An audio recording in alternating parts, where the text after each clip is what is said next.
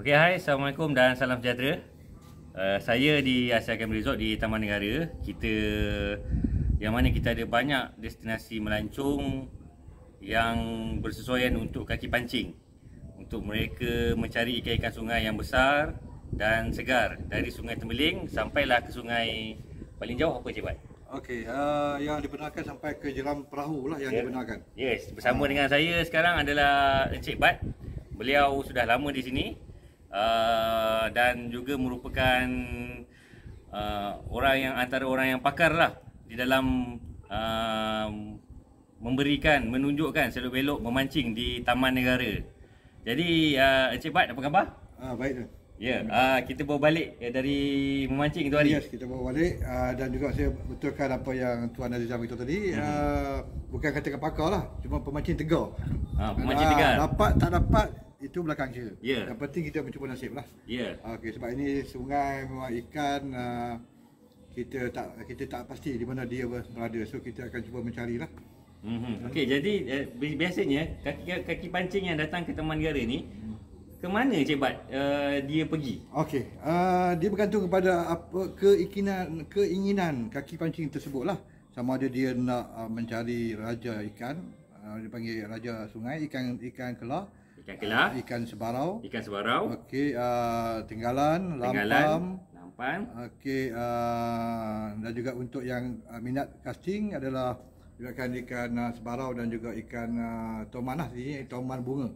Jadi kalau yang mana yang minat untuk memancing ikan patin muncung, patin boa ataupun ikan kenara, ikan bau, dia boleh mencuba di sungai di tempat lain. Di sungai dia lain.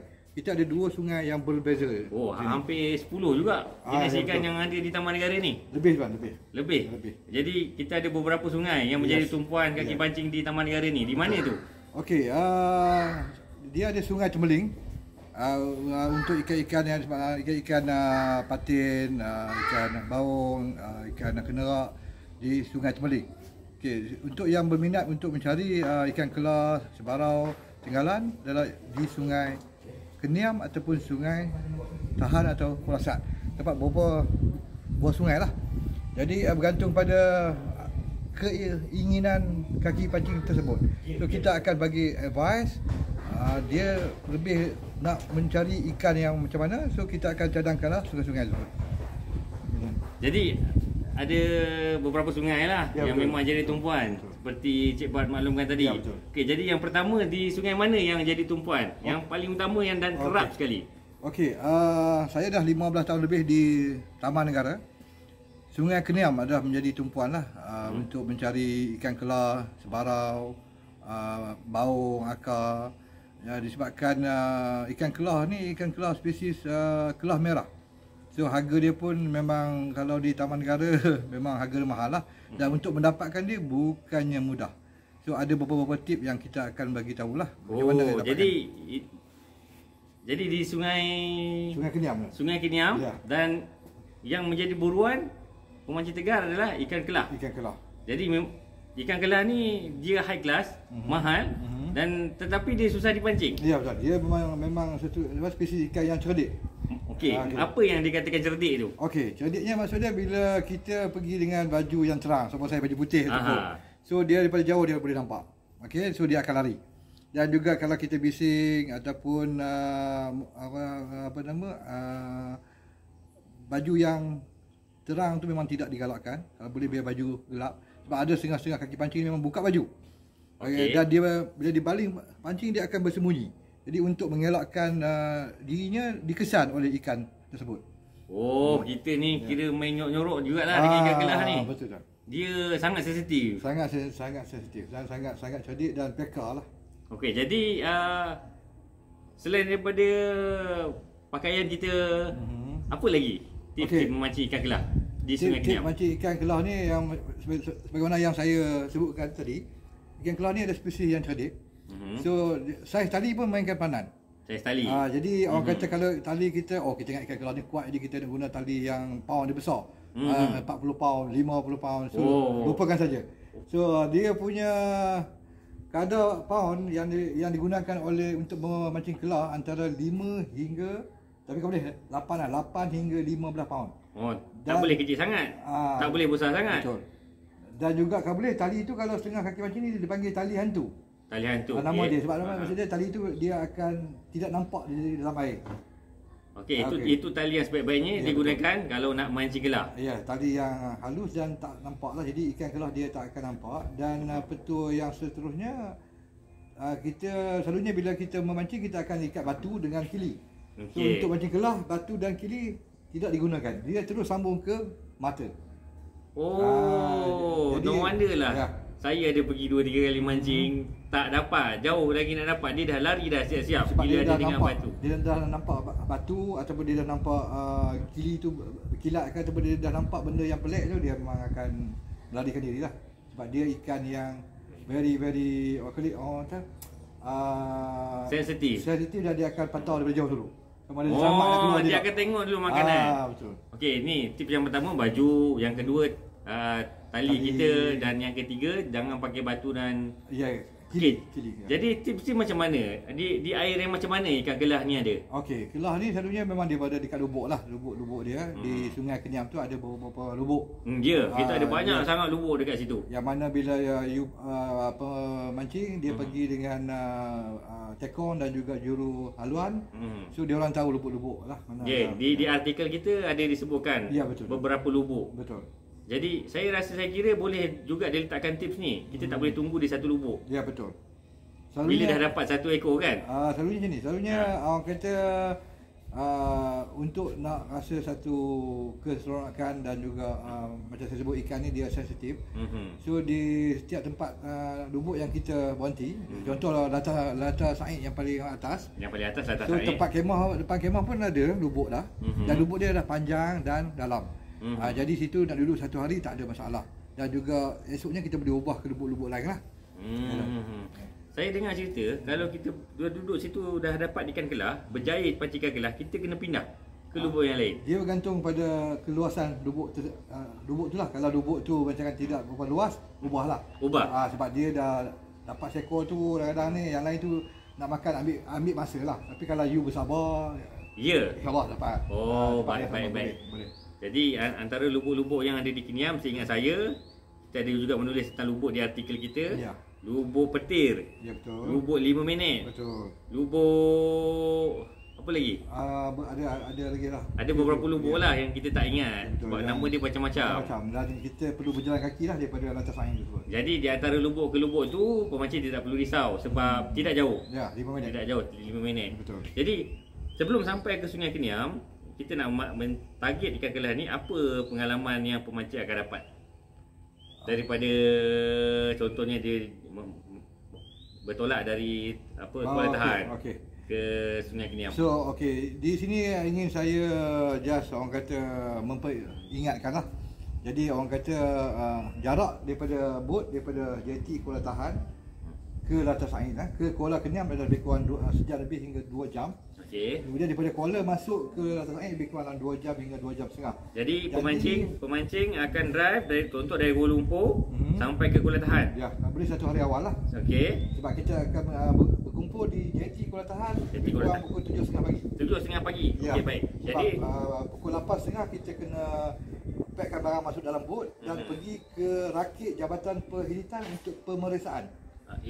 Itu pengalaman dia. Sebab bot ni perlu diperiksa oleh Jabatan Perkhidmatan untuk memastikan pemancing tidak membawa peralatan yang dilarang seperti panah ikan, jaring, jala tak digunakan. Hanya pancing semata-mata. So kita kena hormatlah. Dan juga diingatkan bila masuk ke taman negara diperlukan untuk kita membeli permit masuk taman negara. Tak mahal, RM1 je seorang. RM1 seorang. Jadi apa lagi yang perlu dibayar? Dan juga joran. Joran ni lesen satu joran RM10. Jadi bagi saya bawa 3 pancing dah cukup. 3 pancing dah cukup. Tak sempat nak lagi. Saya dah ada pengalaman sebelum ni mancing, walaupun baru lagi dalam mancing ni. Kita nak memerhati tu, kalau banyak pancing, penat. Memang penat. Satu tak sempat, satu boleh jadi putus asa, boleh jadi tekanan, jadi better 3 je kita tengok. Sebab kita kena betul-betul perhatikan pancing kita. Betul. Sebab ikan kelah punya sikap dia bila dia menyambar tu memang pancing terbang lah. Jadi perlu diingatkan untuk ikat pancing Ikat pancing. Sebab bila kita umpan yang digunakan adalah umpan sawit yang diperam, yang mana akan dibawa oleh tekong. Jadi kita kita cakupkan satu biji buah sawit yang diperam tu ke mata kail dan kita akan baling. Oh, jadi sebelum bertolak kita bawa lah umpan kita. Boleh bawa. Tekong pun akan sediakan umpan sawit khas. Ya. Iaitu sawit yang diperam. Betul. Jadi dah sampai ke Jabatan Penelitian untuk berdaftar. Kemudian kita akan bergerak lebih lingkungan lebih kurang pukul 9 kita akan 9 pagi gerak hingga ke Kuala Sungai Keniam. Baik. Okey, so semua berada dalam bot sambil menikmatilah kehijauan. Jadi macam mana perjalanan tu? Perjalanan tu masih lagi okey. Tapi bila kita dah mula start daripada Kuala Sungai Keniam untuk ke Latas Said, kita dah masuk sungai kecil. Okey, ini peringkat kedua perjalanan kita. Peringkat kedua. Jadi sebelum tu tekong akan berhenti untuk kita ambil pack lunch sebab dia bagi kita perut kenyang sikit. Sebab apa? Sebab kita akan merasai pengalaman kalau keadaan air surut kita terpaksa turun dan berjalan kaki, dan tekong dengan juruhaluan akan menolak bot. Kalau kita nak tolak nak rasa pengalaman boleh, tak ada masalah. Oh, jadi perkhidmatan kita ni sekali dengan tekong tolong tolakkan bot. Ya. Kita bayar package ni jadi supaya kita boleh tumpukan tenaga kita pada pemancingan. Betul. Walaupun nanti kita kena tolak bot, kalau kita rasa nak jalan kaki, nak bantu pun tanpa nak membantu pun tak apa. Ini memang kerja tekong. Ya, betul. Tapi ramai yang nak membantu sebab pengalaman. Pengalaman membantu tekong untuk menolak bot. Betul. Disebabkan air dia ada beberapa tempat yang cetek. Ya, cetek. Yang mana bot tak boleh lalu lah. Jadi diingatkan pastikan kasut yang kita pakai tu kalis air dan boleh berjalan di atas batu di dalam sungai. Pengalaman saya mula-mula masuk mancing pakai slipper. Okey. So, bila ni? Oh, tahun 2006 saya. 2006. Lama tu. Jadi kawan mungkin nak kenakan kita. Jadi bila dia cakap okeylah, cepat jalan je lah, kami tolak bot. So nak jalan je dengan pakai slipper dalam sungai dengan keadaan batu memang sukar. Cabut slipper, pijak batu memang sakit. So itulah nasihat saya. Okay, jadi kita akan beberapa kali menolak bot. Ya. Anggaran berapa kali tu? Lebih kurang 5-6 kali lah. 5-6 kali. Jadi tuan-tuan dan puan-puan tak perlu risau sebab kita tak biasa. Mungkin ada separuh pemancing yang tak biasa menolak bot ni sebab bukan mudah kita nak tolak bot. Kadang-kadang kita nak tolak bot, tapi sebenarnya kita bukan tolak bot. Kita lagi lambatkan bot. Jadi kalau kita tak yakin, kita tak perlu bantu. Tekong. Kalau kita yakin kita boleh tolak, kita sekali bantu. Jadi sementara kita nak sampai ke sungai Latas Said tu, apa lagi pengalaman yang kita akan lalui? So kita akan berjumpa beberapa lubuk yang menjadi tumpuan pemancing lah. Oh, ada lubuk juga sebelum sampai ke ada Latas Said ni. Betul, lubuk yang famous yang selalu orang stop untuk bermalam dan memancing adalah lubuk Kuala Pakai. Lubuk Kuala Pakai. Lepas tu Rincing. Lepas tu lubuk Rawa. Lepas tu baru Latas Said last kali. Latas Said inilah tempat yang kita akan berkemah. Ya, betul. Yang akan pacak kemah. Ya, sebab kita nak last kali lah, sekali. Di Latas Said ni bila kita dah berkemah, kita akan stay situ, dah tak ada naik bot. Kita akan berjalan kaki hampir ke 7 hingga 10 lubuk yang ada dekat situ. Ya, boleh kita buat pelan sebab kemah semua dekat situ dan tekong akan menyediakan segala makan minum lah. Tekong akan sediakan. Dia akan bawa kemah yang berbentuk V. Kalau siapa nak selesa, nak privacy, dia boleh bawa kemah dia sendiri, tak ada masalah. Ataupun nak bawa hammock ke boleh bawa. Itu tetap boleh mandi. Sebab apa? Disediakan semua oleh tekong dan juruhaluan. Pemancing dah menumpu perhatian kepada terus pergi mancing. Pemancingan. Di depan kemah pun ada, depan sikit semua ada banyak lah lubuk. Tak ada masalah. Jadi ada bot lalu. Kita sebenarnya tuan-tuan dan puan-puan, kita berada di Asia Camp Resort, salah satu resort di Taman Negara yang mana kita juga ada lesen yang mengenalikan aktiviti pemancingan di Taman Negara ini. Okey. Selain daripada ikan kelah, Jebat. Apa lagi ikan yang menjadi tumpuan? Dan mungkin ada cerita di sebalik ikan tu. Ikan lain yang menjadi buruan pemancing di Sungai Keniam adalah ikan sebarau. Ikan sebarau. Sebab dia nak merasa selain pada ikan kelah yang mana terkenal dengan daya dan kekuatan tarikan dia yang memang mencabar. Ikan sebarau pun bukan sebarang ikan, dia punya tarikan. Tapi untuk mendapatkan sebarau, sebenarnya teknik yang digunakan adalah teknik casting. Teknik casting? Casting. Yang ikan kelah ada dia orang panggil deep fishing lah. Maksudnya ikan deep fishing, mancing di dasar balin dan kita biarkan. Yang ikan sebarau ataupun toman sini toman bunga yang pernah saya dapat yang paling besar saiz lebih kurang 9 hingga 10 kilo. Okey, seekor 9 kilo. Toman bunga. Jadi ini pun sama macam pengalaman saya lah. Okey, baik. Okey, tapi untuk nak mendapatkan toman bunga, kalau casting tak boleh jalan, ada teknik lain. Sebarau ni untuk casting lah. Sebarau casting. Okey. Boleh Cik Bat kongsi apa casting dan apa benda contoh-contoh casting yang Cik Bat pernah gunakan sepanjang 15 tahun ni? Alright. So selalunya bila kita nak pergi casting ada beberapa lah yang kita guna. Kita kena cuba pelbagai cara lah. Macam saya ni kita ada dalam bahasa kita panggil kilat lah. Panggil kilat. Dekatkan sikit. Bagi dia nampak. So rasa ramai pemancing memang tahulah teknik nak menggunakan ni kan. So kita tarik di atas air dan ikan nampak berkilau, dia akan kejar. Selalu digunakan waktu tengah hari lah. So bila kena sinaran matahari dia nampak sebuah sisik ikan. Dan juga yang saya selalu gunakan adalah rapala lah, biasalah. Okey, ada beberapa sini lah rapala yang biasa saya gunakan. Okey, yang ni yang special saya lah. Ini dah banyak jasa ni. Banyak jasa dia Cik Bat ini made from Finland lah. From Finland. Yang ni dia nampak macam anak ikan kelah jugalah. Kenapa mulut dia terbuka tu Cik Bat? Okey. So dia ada beberapa sebab kenapa dia ada yang macam ni. Ada macam sudu, ada yang mulut buka, ada yang langsung tak ada sudu. Okey. Macam ni bentuk ikan ni. Okey. So beza dia yang ni rasa ramai pemancing pun tahu dia untuk di atas air. So bila kita tarik dia tak akan turun, dia tak akan tenggelam. Jadi so dia akan blub di atas air. Ikan sebarau inilah ikan sebarau dia paling minat yang sini lah. Ya. Tapi ada juga yang guna untuk separuh. Okey, sebagai contoh yang ni lah. Okey, so dia akan dalam kedalaman sungai dia akan turun separuh lah. So dia akan main di separuh air. Air tinggi ni dia akan main dekat sini lah. Dan juga untuk kalau deep dasar kurang digalakkan di sungai sini sebab banyak batu, pokok, dahan-dahan pokok. So yang ni dia dalam. Yang selalu saya gunakan adalah yang ni. Jadi kita gunakan yang pertengahan dengan yang dia main dekat atas air. So dia akan bergerak bergoyang-goyang lah. Rasa ramai pemancing tahu Okey tuan. Okey, jadi ini ikan sebarau. Sebarau. Okey, jadi ikan yang ketiga adalah ikan toman yang tuan dapat 9 hingga 10 kilo tu. Besar tu. Betul. So kami mula mencuba juga teknik casting. So dia kurang sikit layan lah. Kurang layan walaupun casting dekat atas dia, dekat depan dia pun dia buat tak tahu, buat dirt saja.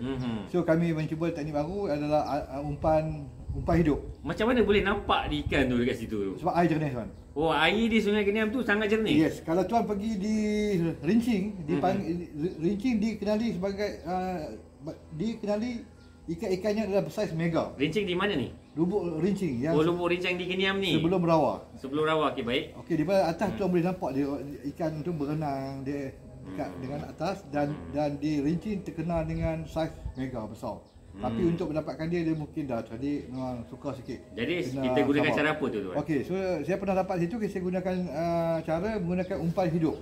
Kita boleh pancing juga anak-anak ikan dekat dengan situ dan cakap dekat dengan ekor dan cuba asyik. Tapi teknik yang kami gunakan amat berkesan. Tak sampai 30 minit kami bawa umpan anak ikan keli yang besar sederhana. Anak ikan keli ya, baik. Anak ikan keli sebab mungkin dia geram, dia marah kot. Dekat mana masa tu Cik Pat beli? Okey, kita beli di kedai pancing luar lah. Dekat luar lah, jantung tak ada lah. Jantung ada. Tak di Kuala Tahan ni. Di Kuala Tahan tak ada. Okey, baik. Sebelum masuk tu beli dulu siap. Anak ikan keli pastikan dia hidup dan bawa sekali. So cara dia kita cakap dekat macam biasalah dekat dengan bahagian ekor dan kita baling, pacak dan pastikan ikat. Sebab ya tahulah ikan toman ni memang kasar Dan kami cuba teknik tersebut tak sampai 30 minit terus menyambar.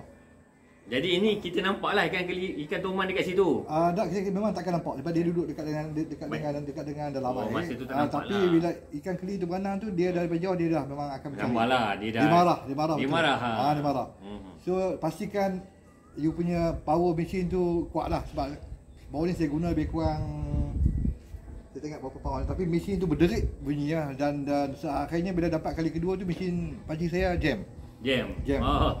Ya, sebab terlalu kuat dia punya tarikan dia lah. Ya. Okey, jadi ikan lain biasalah. Kita boleh juga dapati di sana. Dan kebiasaannya berapa malam pemancing boleh stay di situ? Okey, untuk kepuasan maksimum bagi saya 4 hari 3 malam ada sesuai. Selalunya pemancing pergi 3 hari 2 malam. So bila yang tu mungkin kurang puas sikit sebabkan hari pertama dah sampai petang. So nak dirikan kemah, bantu angkat barang turun. Jadi dah buang masa itu, dan esoknya 1 hari pancing, dan hari ketiga selepas breakfast ataupun ni dalam pukul 10 11 dah nak gerak balik. So kepuasan tu belum tercapai lah. So saran saya 4 hari 3 malam sesuai. Sebab kita setengah hari tu, siang tu dah habis masa untuk bergerak je. Betul lah. Bergerak saja. Balik pun habis masa untuk bergerak saja. Jadi tak nak terkejar-kejar, kita buat 4 hari 3 malam. Yang paling best. So untuk tu lah. Jadi apa pesanan kepada pemancing-pemancing yang ingin memancing di Sungai Keniam? Okey, untuk mengetahui lebih detail, sebagainya tuan yang kita pun dia dah masuk dalam laman web dia di www.tamannegara2u.com ataupun www.kuala-tahan.com. So artikel pasal memancing saya dah kongsi dekat dia. Betul. Dan dekat sana dapat lebih detail berkaitan dengan info pasal Sungai Keniam. Ya, nanti saya akan letakkan komen di bawah untuk link-link ataupun artikel yang kita dah sediakan berkenaan persediaan memancing di Sungai Keniam. Dan tuan-tuan dan puan-puan, jangan lupa bagi mereka yang rasa info ini penting pada kawan-kawan yang kaki pancing sama-sama, sharekan info ini kepada mereka supaya tuan-tuan dan puan-puan boleh bawa rakan-rakan bersama-sama untuk menyaksikan pengalaman yang dahsyat di sini, pengalaman yang menyeronokkan di sini. Okey. Jadi terima kasih dan jumpa lagi di lain story. InsyaAllah, jumpa lagi.